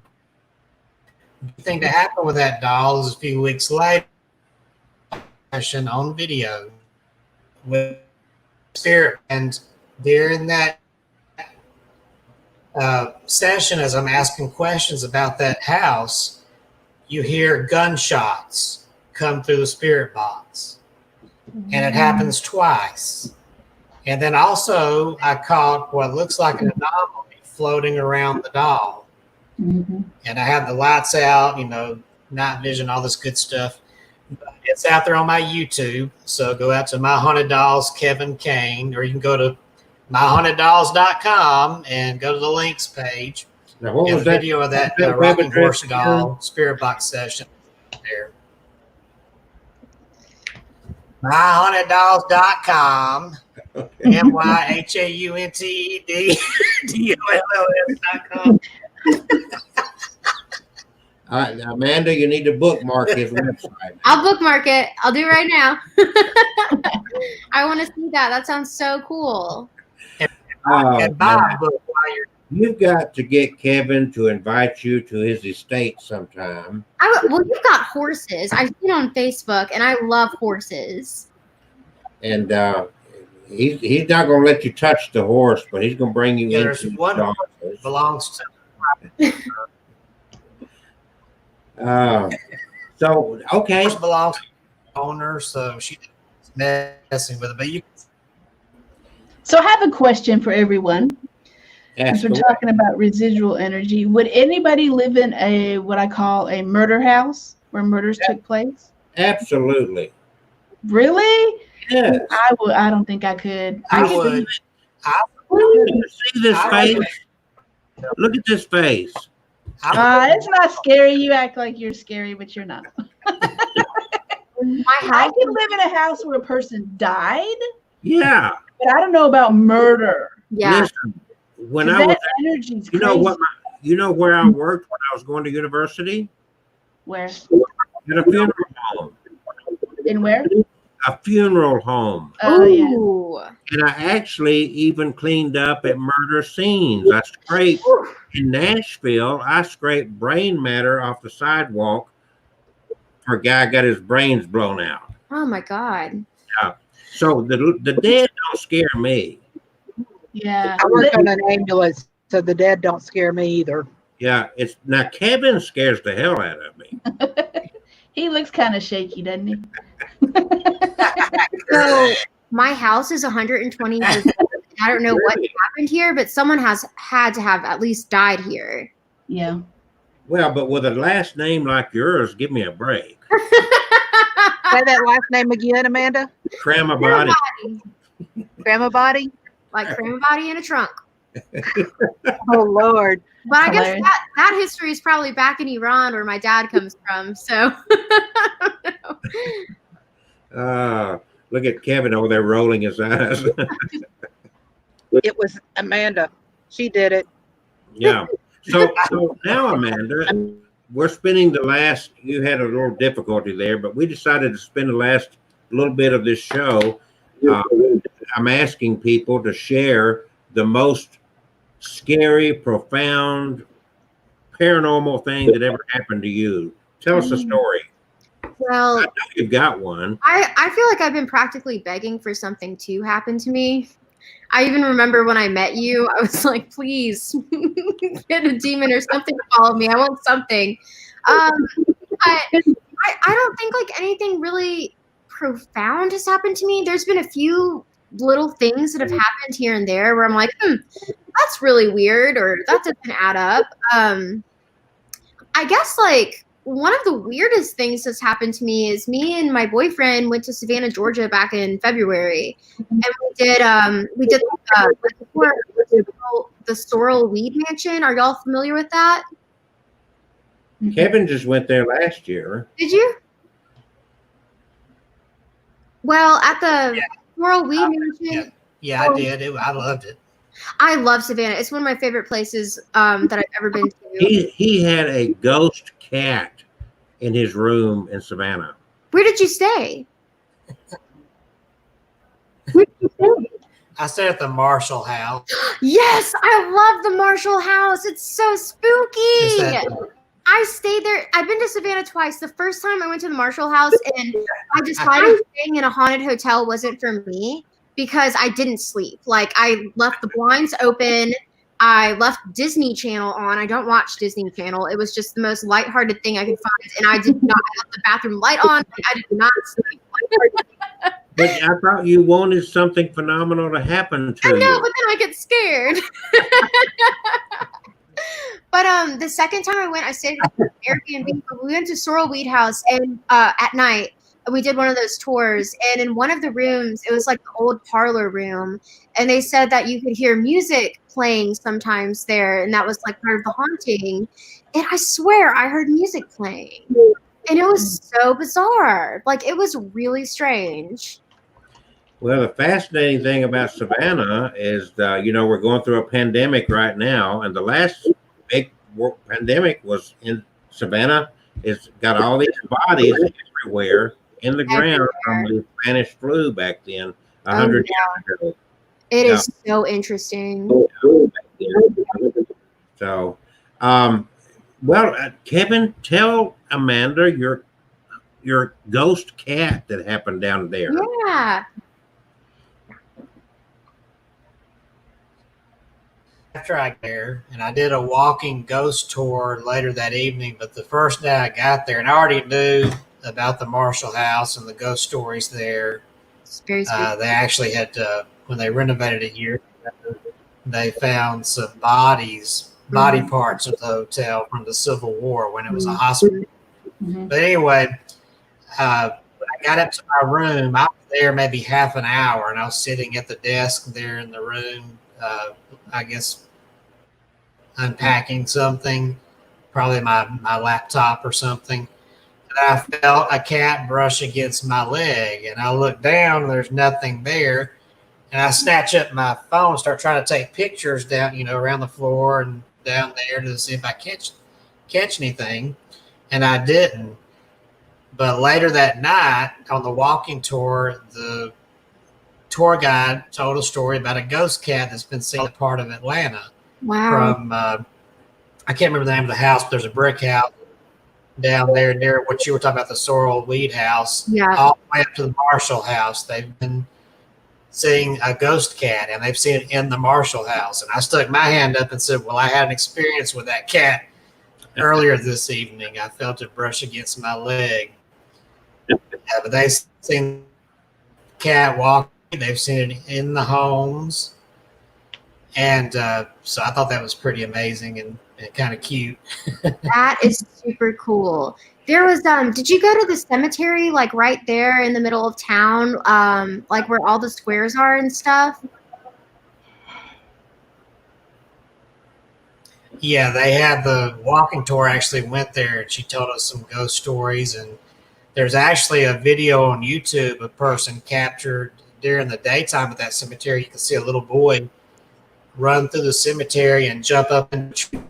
It's a ghost boy. And when I took looking through the fence, I got a red anomaly hovering near one of the tombstones that night. And so that was pretty cool. And the next day I went to Bonaventure Cemetery. It's so pretty. A lot bigger and it's beautiful. And they've got a couple of statues out there. Oh yeah. That I got my picture taken with. Oh yeah, especially if you've read Gracie Watson and Kirk. Amanda, you and Tyler should come with us Saturday. We're going to the Fraternal Cemetery. Ooh, where is that at? It's just a little northwest of Birmingham. Okay. It's in the, not far at all. Mm-hmm. And it's very large and very old and very unkept. Mm. And we've even done some thermal imaging work out there. Oh, how cool. And, it's very, very fascinating. Kevin wants to go there Saturday, right? Just hope it's not raining. That sounds super fun. What are you guys going to do there? Are you going to do there? Yeah, are you going to do like spirit box or? We're going to talk to the dead. Of course. Yeah. What else? What else would you do? What else do you do at a cemetery? Right. Yeah, the last time we went, we had thermal imaging of a cross. Kevin likes the spirit box and also EVP, so I'm sure we'll be doing that. We've got all the gadgets that are known to mankind, and Catherine will probably be doing the thermal imaging deal.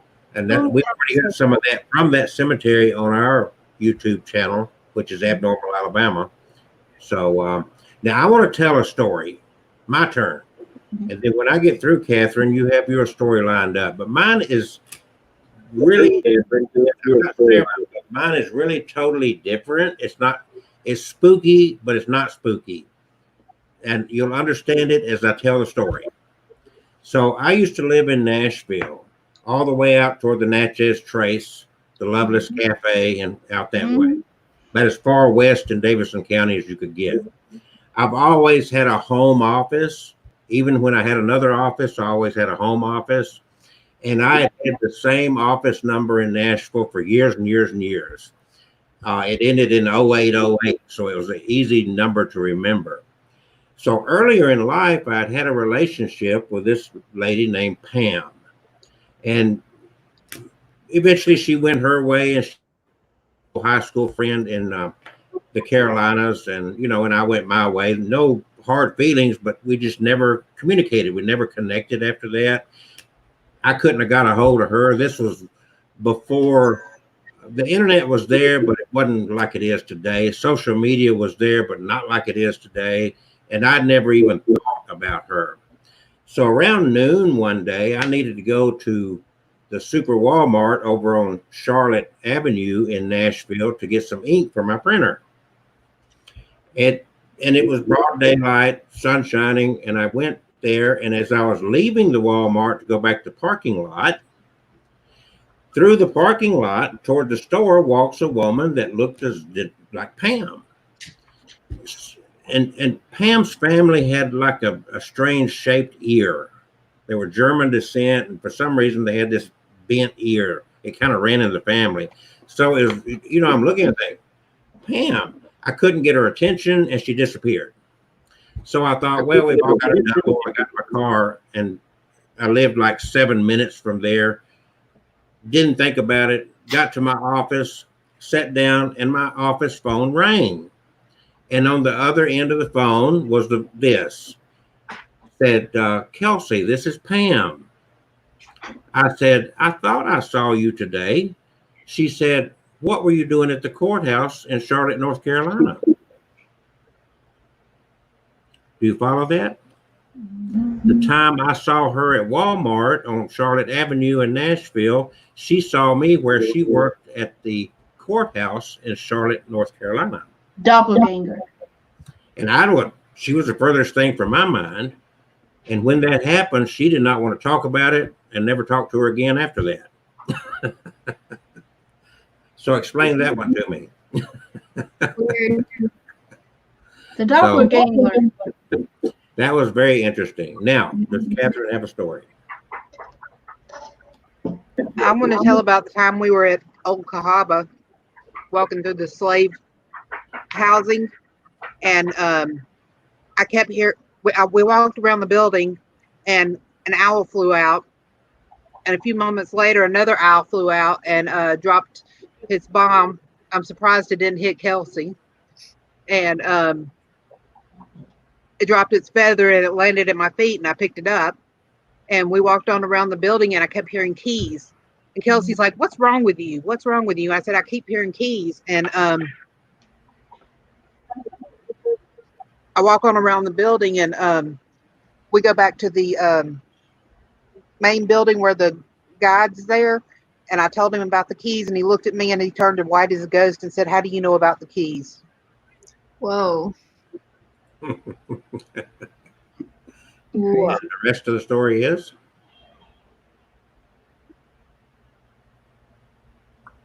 Hello? The dog must have started barking or something. Has The rest of anybody? the story, she muted herself. The rest of the story was that the ranger that worked at the park there at the Old Cahaba said that one of the maintenance guys worked there, and his ring of keys came up missing. And it ended up that they were found on one of the slaves' graves out there. And nobody knows how they got there. Wow. Sorry about that, guys. The slave supposedly was one that would steal keys from people and then break in their houses at night. Yeah. Wow, that's scary.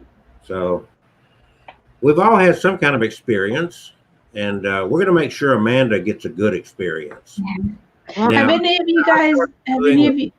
you guys investigated the slot furnaces since you guys are in Alabama? I have more than once spent the night in there with a ghost hunting groups. And let me tell you about Sloss furnaces. The legend that they have invented for that was for marketing purposes. Mm-hmm. The only experience I had was there were one couple that was in there with me that was a little bit inebriated, and they wanted me to have a threesome with them. I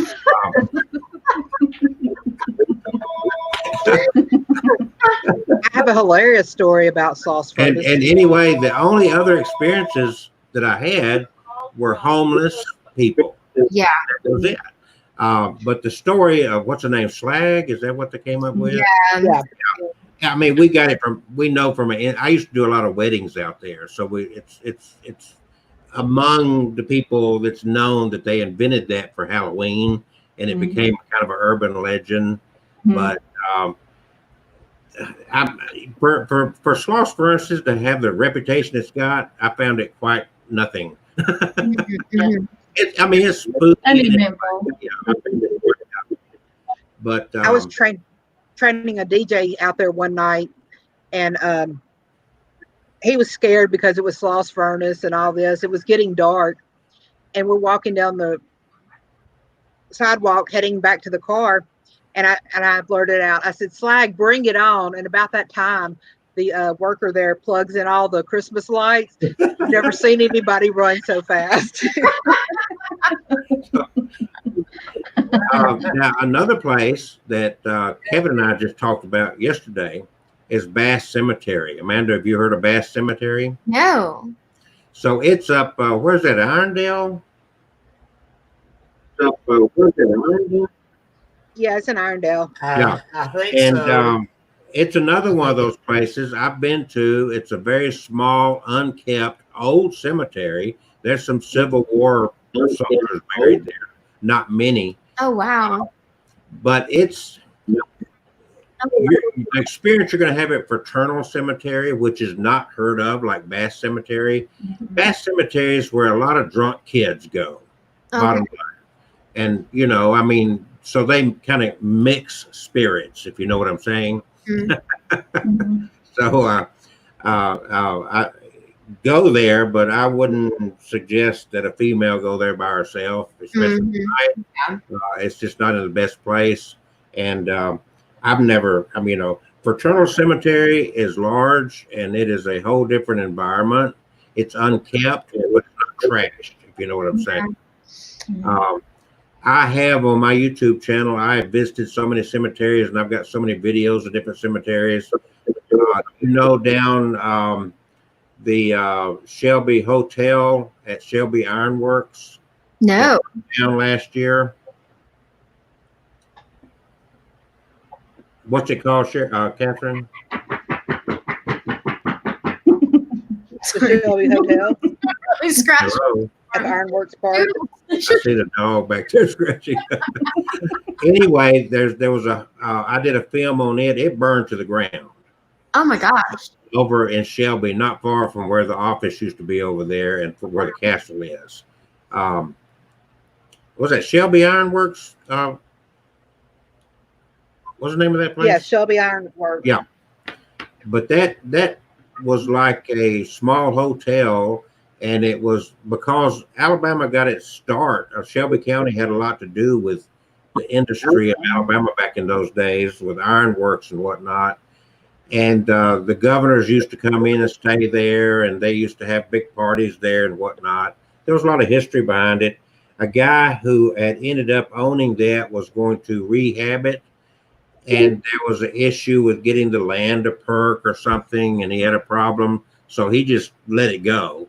And then shortly after I did a film all the way through it, it burned to the ground. There's nothing there now except the stone, you know, whatever.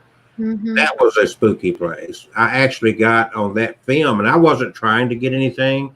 I didn't walk in there saying, I was just doing a tour of the place in broad daylight. And at one point, there is a voice in the background that I did not hear when I was going through it.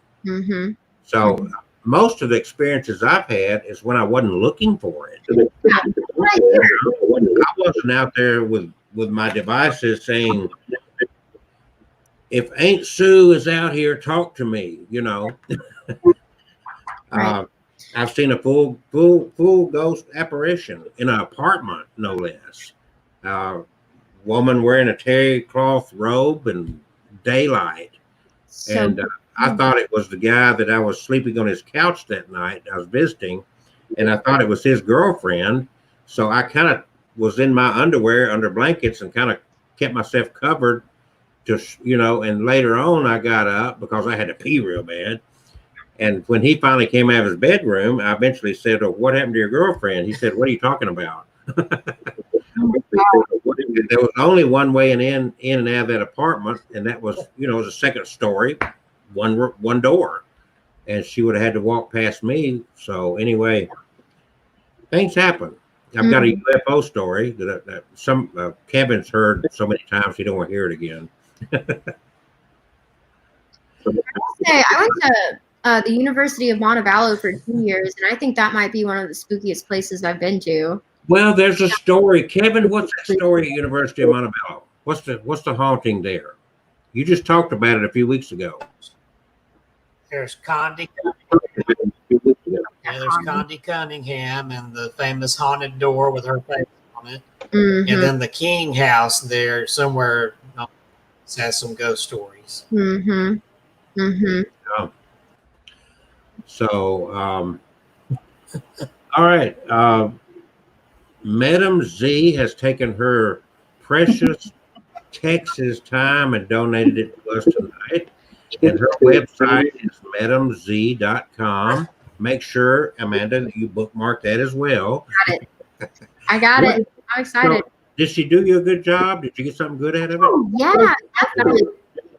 I definitely believe in like little, I don't know, like I've seen you go live before, but I just had this huge desire to just see what you were going live about tonight. And I felt like I needed to hear all of that. You're missing out on our Tuesday night fun. So is it like live every night? Because I always get notifications that you're going live. Well, I do a lot of live stuff. Some of it you do not want to hear because I talk politics and religion both. I give everybody hell. I'm an old man that likes to rant. Okay, I like that. And look at Kevin. He likes to talk. I went to ministry school. I was in the pulpit when I was like 6 years old. I was trained to talk. I just changed my sermon. That's all. Right. And your audience. And my audience. I like you guys. No, I appreciate hearing it anytime. So Yeah, but we do this every Tuesday night between 7 and 9. okay. Okay. Now I've also added on. I started this last Wednesday night as I'm doing a virtual seance. Yes. I saw that last Wednesday. Did you like it? I didn't get to stay for all of it, but yeah, I loved it. I was like, oh my gosh, I want one of those spirit bells. You want one of those what? Spirit bells. The bell that you use. Oh, well, when I sit down with you guys and do one in person, I'm gonna blow your mind. I love seances. I guarantee you some strange things will happen. That's amazing. Besides Kevin being there. Poor Kevin gets a hard time in these. Not strange enough. He picks on his poor boy. Yeah. So maybe we can talk. Oh, crazy. Maybe we can talk Kevin into hosting a seance in his doll room. Oh yeah, that would be cool. You want to do that, Kevin? He's like, no. Spirit box maybe, but seance, I don't know. I'm not gonna open that door. Amanda will cook dinner. Oh, I'm not a great cook, but I'll do my best. A nice vegetarian dinner for all. Well, she'll go to Popeyes and bring us chicken. How's that? No, I won't. I'm vegetarian. She's vegetarian. She'll fry you're some vegetarian. She'll go to Burger King and get the Impossible Burger for us. Yeah. I'll do that. All right. So, Madam Z, take a couple of minutes and just promote the hell out of yourself. Good. Oh, sure will. So take a lesson from Donald Trump. Oh no, you said the T word. I'm in Austin. We're very liberal here. No. Oh, you're in Alex Jones territory. Yeah, exactly. So check my website out at madamzee.com. If you want to learn about witchcraft, if you want to learn about spell casting, changing your life, occult studies, the link is in the description, madamzee.com. I think it's scrolling at the bottom right there. If you want a tarot reading, please hit me up and message me there. I'm on Facebook at madamzeetarot.com. I'm on Instagram at madamzeetarot. I have a Facebook group called Master Your Magic. So I am all over the place. Are you on TikTok and Snapchat? TikTok? Okay, you see this girl right there? Yeah. She's got the perfect hair to be a witch. Yeah, she does. Yeah. Who, me? Yeah. Oh, this is unkempt, That's how Hey, witches are. They're just wild. unkempt, uncut hair right here. This is her coming in right after she went for a broom ride. Mhm. Oh man, that would be cool. Anyway, so if you're interested in learning witchcraft, if you want a tarot reading, if you want a magical mentor to get you moving into the right direction and really deepen your practice, not only with witchcraft, but deepen your connection with Mother Earth, the wheel of the year, connection with yourself and the cycles, hit me up at madamzee.com. All of the information's there. All of my social media is there. And all of my email connection is there. So lots of things are going on. Virtual summits going on. I have lots of classes coming up virtually. Everything is virtual now. So just look for me at madamzee.com. That's where most of everybody goes to. And then just shoot me a message. I'm always here. All right. Now, Kevin, what was your website again? myhauntedDolls.com, and I also wanted to add that I just got contact from a spirit, Kelsey, that wanted to give you a message. He's from 19th century England, and he says they want their shirt back. Who? I missed that.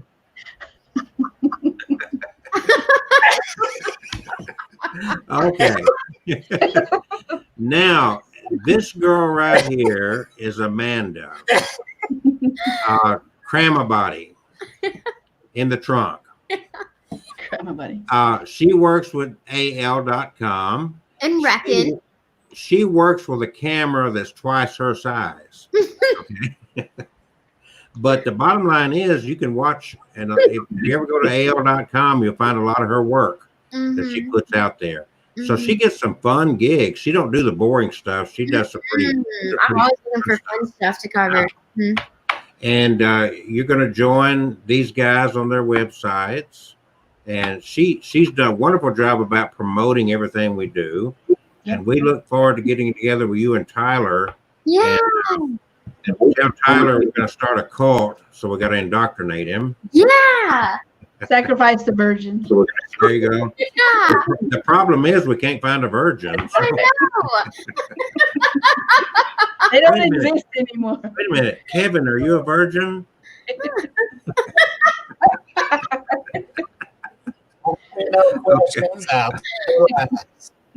Okay. And of course, our website is abnormalalabama.com. Make sure you subscribe to our YouTube channel, which is abnormalalabama.com on YouTube. And the Facebook page is Abnormal Alabama. We post and we share all kind of interesting, quirky stuff. Like, did you know that there was a vice president from Alabama? William Rufus Devane King, our highest ever elected official from Alabama. He's buried in Selma. He named Selma Selma. He was our 13th vice president, served under Franklin Pierce. Wow. He helped, thanks to his, I'm going to give you a little history lesson before we go. He helped to, as a 30-year-old lawyer, he took Alabama from being just a territory to becoming the 22nd state in the nation. Last year was our bicentennial year. He also co-authored our first Constitution. So he is one of our founding fathers that you never heard of. You never heard of him because it is purported that he was gay, homosexual. He lived with future President Buchanan as a senator in Washington, D.C. for a good 15 years, and they found these interesting love letters that they left behind. So Alabama did not want to talk or promote William Rufus Devane King. So there's a little history lesson for. And I've got a whole website about him, and I also do YouTube videos about that kind of stuff. So join us over there. Thank you guys for joining us tonight. It's really Great. It was so fun. Fun. If we could keep Kevin from talking so much, it would go smoother. So, by the way, Let's all see, these and they hear shows who does are all the archived. talking. All these shows are archived on YouTube as well as Facebook page. If you missed the seance, you can go back on YouTube and find it. And I'm going to do this some more, by the way. Y'all tell me and message me. Let me know when's a good night and a good time, and we'll do another seance. You don't have to say anything. I'm just going to guide you through it. Okay. And I'll give you instructions the day before as to what you need to do to prepare yourselves for the event. Okay. Okay. So if you have a deceased loved one, someone that you would like to connect with, you can do it. You don't need me to do it. You don't need Kevin's spirit box to do it. You've got what you need right here. All I'm going to do is to help you put yourself in the right frame of mind to be a receptor. And it works wonders. Zee, I'll keep calling you Zee. I'm sorry. I answered the words. I like it, Zee. So she heard part of it, and I've got the spirit bells and all that stuff. And that stuff is more profound when we're sitting at a table together. Mhm. If something happens when you're watching me, or like on here, it's like, oh, he could have a string attached or something, So those kind of things just work better if we're all together. And we will, if we can talk Kevin into inviting us over for a seance. All I don't right. think I'm on board with that. Throwing me on the spot, are you? No, I'm not putting you on the spot. We'll have a seance at the fraternal cemetery. Mhm. How's that? Okay. We need to have it at Amanda's house that's 120 years old. Yeah, Yeah. Amanda, can we come to your house? Huh? Wait, yeah, my house is 120 years old. Yeah. And I really think that there's something here, but I don't know what. I don't think it's bad. But I think it'd be really interesting to have like any kind of ghost hunting or seance, anything like that. I've done the spirit box a few times here, and I've gotten some interesting things that have scared my roommates. Well, we would love to do that, and I'll bring you an Impossible Burger. Okay, perfect. That'll be perfect. And Kevin will bring his spirit box radio thing and his EVP, and I'll bring my spirit bell. Yeah. We can see if we can get a spirit to ring that bell for us. What would you do if that bell rang by I'll bring the camera. It's like weird because when things like that happen, it's like if you think about it happening, it's like, oh, that's scary and shocking. But when it actually happens, it's like, oh wow, that happened. But it's like, Cool. yeah, it's like, well, it happened, and I'm not that scared. It's just crazy it happened. Mhm.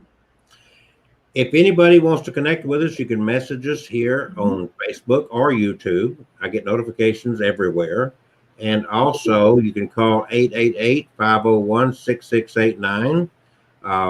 We love to talk about this subject and to engage in this, and tell Tyler that we look forward to meeting him.